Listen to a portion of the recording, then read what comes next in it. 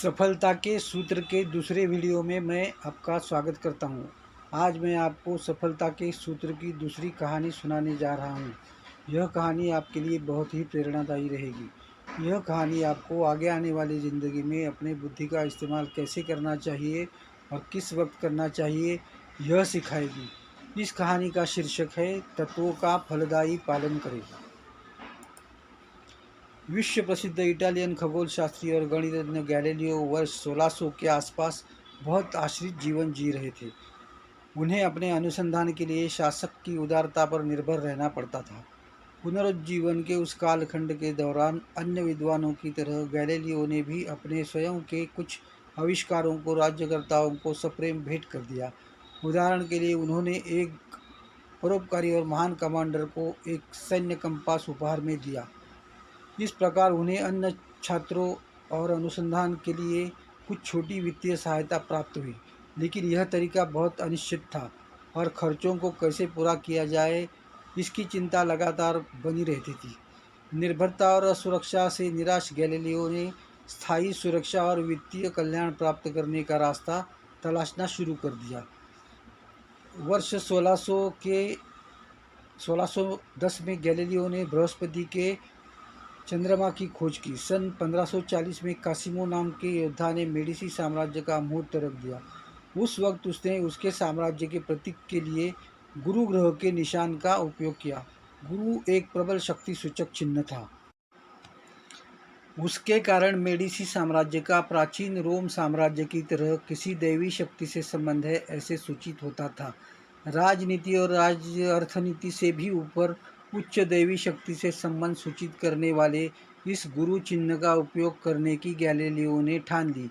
गुरु के 4 ग्रहों का संशोधन पूर्ण होने के बाद गैलीलियो ने ऐलान किया कि इसमें से सबसे तेजस्वी दिखने वाला उपग्रह उसी दिन प्रकट हो गया जब दूसरे कैसिमो के राज्याभिषेक का कार्यक्रम चल रहा था। गुरु के 4 ग्रह यानी कि कैसिमो दूसरा और उसके 3 भाई है और वह पहले कैसिमो के चारों ओर परिक्रमा लगा रहे हैं। मेडिसी साम्राज्य के राज्यारोहण का प्रतिबिंब इस तरह वैश्विक शक्ति के घटना में घटित हुआ है, ऐसा भी प्रतिपादन किया गया। उस जमाने में किसी साम्राज्य का किसी दैवी शक्ति से संबंध है ऐसा सिद्ध होने से उस राजघराने का सब लोग आदरपूर्वक सम्मान करते थे।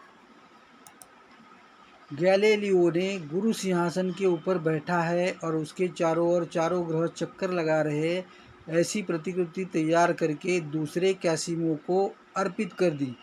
यह प्रतिकृति राजघराने का प्रतिबिंब है ऐसा मान लिया गया। इसी वजह से कैसिमो सम्राटों की सामाजिक प्रतिष्ठा दैवी गौरव के स्पर्श से जनमानस में प्रतिष्ठित होने लगी। जल्द ही कैसिमो सम्राट ने गैलीलियो की राजदरबार में प्रमुख ज्योतिषी के पद पर नियुक्ति कर दी और उसे बहुत सारी रकम भी हर माह पगार में मिलने लगी। इस वजह से गैलीलियो का परावलंबन और आर्थिक अस्थिरता हमेशा के लिए खत्म हो गई। इससे यह अर्थबोध होता है कि सम्राट व अन्य सभी वरिष्ठ सब जो है उससे भी कई गुना ज़्यादा महान और श्रेष्ठ है ऐसा चित्र निर्माण करने की चेष्टा करते हैं। वह खुद जनसामान्यों से कई गुना ज़्यादा ताकतवर है, विशेष है, ऐसा दिखाने का मौका उन्हें हमेशा चाहिए होता है। विज्ञान व अनुभव सिद्ध ज्ञान व संशोधन इससे उनका कोई लेना देना नहीं होता है। उन्हें बस उनकी भले झूठी ही सही प्रसिद्धि और प्रतिष्ठा इसकी चिंता होती है। मेडिसी राजवंश का संबंध वैश्विक शक्ति से जोड़कर उस वंश को दैवी वलय प्राप्त करवा के देने की वजह से गैलीलियो श्रेष्ठ गणितज्ञ ठहराए गए, ना कि उनके संशोधन की वजह से। दरबारी रिवाज की निरर्थक राज प्रशंसा और उससे होने वाली आर्थिक कृपा, इस तरह के व्यवहार से साइंटिस्टों को भी छूट मिलना संभव नहीं था। उन्हें भी जिनकी हाथ में सत्ता उनकी खुशामद करना जरूरी था। बुद्धिमान इंसानों के प्रतिभा शक्ति और कारण वरिष्ठों को असुरक्षित महसूस होने लगता है और वो जैसे निधि देने के काम के है ऐसी ही उनकी प्रतिमा हो, ये उन्हें पसंद नहीं। सिर्फ आर्थिक सहाय्य करने से भी ज़्यादा वह अधिक जानकार और सुसंस्कृत है, यह दिखावा निर्माण करने में रस रखने वाले एक भूतपूर्व मुख्यमंत्री नियमित रूप से साहित्यिकों को अपने आवास पर भोजन करने के बहाने से बुलाते थे। उस वक्त किस व्यक्ति के साथ क्या बात करनी है और कौन से शब्दों का किस ढंग से प्रयोग करने की बात करनी है, साहित्य में अपना ज्ञान कैसे प्रदर्शित करना है, इसकी बहुत सारी तालीम और तैयारियां वहाँ होती थी।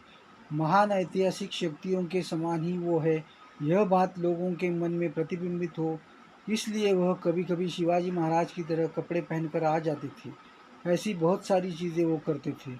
वरिष्ठों के भ्रमजन्य इच्छा की प्रेरणाओं को समझकर गैलीलियो ने उस जमाने के सम्राटों का संबंध गुरु ग्रह और उसके 4 उपग्रह से जोड़ दिया। उसके कारण सम्राट को गैलीलियो की बुद्धि से असुरक्षित लगने की बजाय सिंहासन को अधिक उच्च दर्जे की लोकप्रियता और लोकमान्यता का समाधान प्राप्त हुआ।